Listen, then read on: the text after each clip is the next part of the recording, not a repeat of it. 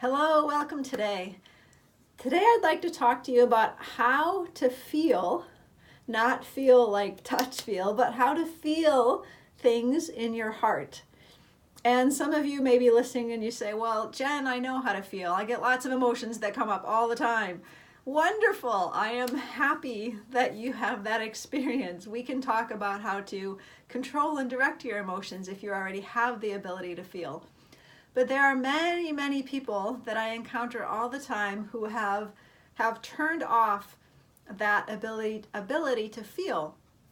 And so many of these people who have done so are what I jokingly refer to as recovering empaths. You may be an empath yourself or know somebody who is. Empaths are people who are naturally highly sensitive to the emotions and the energies that surround them and those of other people. So how do you know if this is you or not? Well, you just might already realize this, because if you go into large groups, it can be very difficult for you because of all the different energies that are present. If you walk into some sort of space, you go into a store, or you get together with a bunch of friends and you walk into a restaurant to go meet them, and you get there, and all of a sudden you start to feel down or angry or sad or something, and you don't know what it is, that's the sign of being an empath. Or you come home from being out, you've spent your day outside interacting with people, and you come home and you feel icky and you don't know exactly why, or you feel upset or angry and you can't figure out what's going on. You have probably been taking on the emotions and energies of other people. This doesn't just happen for empaths in live situations. It also happens from music and television and magazines and scrolling through your Facebook feed. I know myself, sometimes I have significantly limited the media that I participate in, because some things are physically painful for me to see or to even read about. And so what most people do who are empaths, who have this heightened awareness, they grow up in homes where they don't really know this is who they are, what's going on, and it's very difficult to deal with. So many people simply turn it off. They don't know how to process it. Mom and dad don't know what's going on, and they don't know how to help them. And so the child just says, well, you know what? This is too difficult. I'm just going to turn it off. I'm going to block it. And when I do feel these things, I'm just going to ignore them and stuff them inside because I don't like them. So many empaths turn off their ability to feel. And a lot of times people just turn off their ability to feel what they feel, what's in their heart, because it's not accepted by other people, or because you've had experiences in your life that are simply painful, and we don't like to feel pain. But here's the problem. Now, there are many problems. So some of the problems with turning off your ability to feel means that you lose your ability to connect. You lose your ability to connect with yourself, with God, with your source, and with other people and with those around you. Because we don't connect through our words and our thoughts. We connect heart to heart through our feelings. We also then have much more difficulty in realizing and manifesting our goals, because one of the key things for helping to make your goals a reality is to envision and call upon the feeling of that goal being realized, and to live in that state of that emotion. In Proverbs it says, as a man thinketh in his heart, so is he. It's not just your thoughts that matter, it's your feelings about the things that you think about. So if you have your goal, which I hope you do, and you're reviewing your goal regularly, you want to have the emotion that goes along with that goal to help you make it more real, and to help you act that way and become that person that can have that goal. So there are a lot of problems that come about when we don't allow ourselves to feel. In the energy work that I do, the body code and the emotion code, everybody has actually one or multiple heart walls. And a heart wall is a literal wall made up of trapped emotions that keeps our heart safe and protected. So it keeps us safe from feeling the things that hurt us, but at the same time, it blocks out all the goodness that we want. It blocks out that connection, those feelings of love and happiness and joy. And so often you hear people say, well, what do you want to do with your life?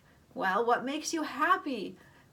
If you have a heart wall, and if you have turned off your ability to feel, it's going to be really difficult for you to know what makes you happy and what you want to do with your life. It's also going to make it difficult to know, well, what hobbies do you simply want to do with your time? What interests do you have? If you don't know how you feel about things, you have blocked off and suppressed so much of who you are and your ability to connect with others and to enjoy this life. Now, how do you know if you've stopped feeling and you're having a hard time feeling? Well, some of you just know because you feel kind of empty inside, or you feel very dead inside. You have very little emotional response to things that happen to yourself or to other people. You just kind of go through your days experiencing the events, but not really integrating them into who you are and feeling what might normally go along with the events. So you've just kind of turned that off. And it makes everything a little more gray because you lose the peaks that give you the happiness and the joyfulness, which are very colorful and very bright. Another great way to know that you have turned off your ability to feel is what's happening in your physical body. Your feelings and your emotions are meant to be expressed. They're meant to be felt and allowed to bubble up to the surface and to come out. And if you habitually turn them off or suppress them, eventually you will become sick in some way or another. It will manifest as some sort of illness. You may be depressed, you may be anxious, you may have chronic problems with your digestion and your stomach, you may have headaches, you may have joint pain, you may have skin rashes. It varies from person to person. It's not always the same. But ultimately, your body is not going to function optimally, and it's going to start to break down and be sick because you keep all these things trapped up inside. So let's move on and talk about the fun stuff. How do you let those emotions come out? How do you allow yourself to start feeling again when maybe you've spent most of your life not feeling? Well, the first thing I want to say is that for most people, it's a very frightening idea. Because these past feelings, the reason we've turned off our ability to feel is because it's been painful. And so we think, well, but I don't want to feel these things because it's painful for me to do so. So now you're telling me that if I want to experience joy, I have to allow myself to feel, but all I remember feeling is pain. And I want to offer you some consolation here that yes, there are some things that you will feel and experience that do not feel good. But at the same time, the joy and happiness that you can feel far outweigh and surpass any of the not good feelings that are still stuck within inside. And the alternative is, if you continue the way you are and you keep not feeling, you're going to be continually living down here. Everything is going to stay gray and flat, and you're going to feel distant, and you're going to feel unconnected, and you're going to feel kind of lost. And eventually, that gets to be a very unfulfilling way to live your life and to express who you are. You are here, and you are meant to be here to let your light shine and to express yourself. So yes, the process itself can be uncomfortable, especially in the beginning. But I promise you that it will get easier and easier as you continue to allow yourself to feel more and more, and your life will become better and better because you will experience more and more joy. So I want to offer you 2 suggestions for things that you can do to start allowing yourself to feel what's in your heart. The first thing is simply allow the feelings to come up when they come up. Now, you want to start doing this in a place where you feel safe. So in the middle of your workday or the middle of being at school is probably not the place to start practicing this. But when you're at home or some other place where you feel safe and an emotion gets triggered or you feel something, instead of initially and immediately turning away from it, allow yourself to experience it. Maybe turn on a movie or a TV show that you know will trigger some emotions in you, right? They're great at doing that. That's their whole point. So allow yourself to feel whatever it is that you feel and just notice it. That's it. Do nothing else. The first step is to simply allow it to come into your body and notice what it is. You don't have to try to change it. You don't need to judge it, whether it's good or bad or right or wrong. You don't need to follow it down a path of thoughts that you don't like. You simply need to allow it and recognize it for what it is. Because once you acknowledge and recognize the feeling, then you can make a choice to do something with it.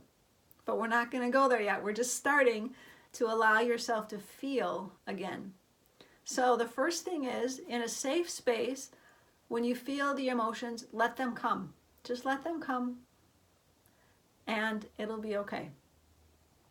The second thing you can do so that you can continue to feel more is to practice gratitude. Practice being thankful, not just on a sporadic occasion, but every single day. Every morning, take 5 or 10 minutes and write down a list of 10 things.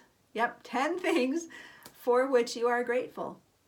Now you can do this in a very intellectual, thought-based way without feeling any emotion, but that completely defeats the purpose of it. The whole point of this exercise is to allow yourself to feel the gratitude for the events, for the things, for the people, to feel the happiness, to feel the love and the joy. So the beautiful thing about this exercise of practicing gratitude every morning, or if you prefer, every night, is that it gives you an opportunity to focus on the emotions that we like, that bring you good feelings, instead of having to worry about the ones coming up that make you feel uncomfortable or unhappy. Now, if you've been closed off when you first start practicing gratitude, you are probably not going to feel a darn thing. And this can be very frustrating because the whole point of the exercise is to start feeling more, right? But it's not necessarily just going to spontaneously happen, especially if you've been closed off for 20 or 30 or 40 years. It's a process and it's going to take some time. You might have to artificially create the feelings of gratitude, of love, of thankfulness, of appreciation. And so to do that, when you make your list, think of something, call to mind a memory, bring up a feeling if you have that ability already, but call to mind a memory that brings good feelings to your heart. And then take those good feelings and apply them to the other things. It's going to take a little time. Or if 10 things is too hard for you to go through all at once, just pick 1 or 2 things for which you're grateful and spend 5 minutes creating feelings of gratitude and love and appreciation just for those 1 or 2 things. The key to this practice, to actually both of these things, is to do them repetitively every single day. It's that compound effect of the small habits practiced consistently and repetitively over time that will give you the changes that you seek in your life. So your 2 things that can help you feel again. 1, in a safe place, simply allow the feelings to surface and come up. And 2, your gratitude list. Practice gratitude every single day and give yourself some time. You also have the option of scheduling a session with me if you'd like to see if you have a heart wall. We can find and release those in 1 session, sometimes 2 sessions, depends on the person. And I would love to help you with that, to give you a kickstart, to help you increase your ability to open your heart and to feel the good, the happy, the joy, as you go through your life on a day-to-day basis. You deserve to feel good and to feel happy. Start allowing yourself to feel. Have a fantastic day.